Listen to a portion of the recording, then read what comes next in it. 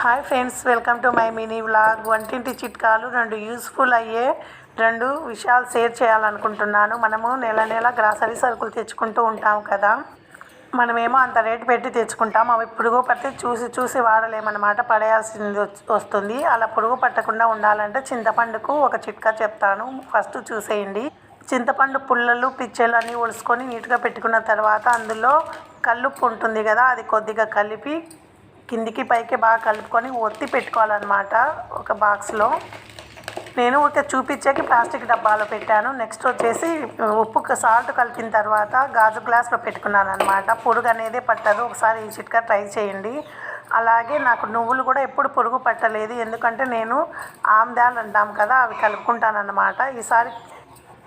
ఈసారి కొంచెం లేట్ అయ్యి కలుపుకోలేదన్నమాట. నల్ల నువ్వులు అయితే అన్నీ పురుగు పట్టినాయన్నమాట. అందుకనేసి ఇవి 3 ఇయర్స్ నుండి నేను ఎత్తిపెట్టుకుంటున్నాను ఆమ్దాలు.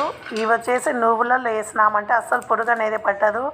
నువ్వు 1 ఇయర్ చూసినా కూడా పురుగు అనేది ఉండదన్నమాట. ఇవి కలుపుకొని పెట్టుకుంటాను నేను. ఫ్రిడ్జ్లో అట్లేం పెట్టాను అనమాట, కలర్ కూడా మారవు. అలాగే మినప్పప్పులో కూడా వేసుకుంటారు.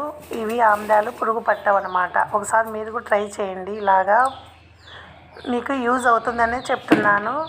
ఓకే, వీడియో నచ్చితే లైక్ చేయండి, కుదిరితే సబ్స్క్రైబ్ చేసుకోండి. Okay, bye.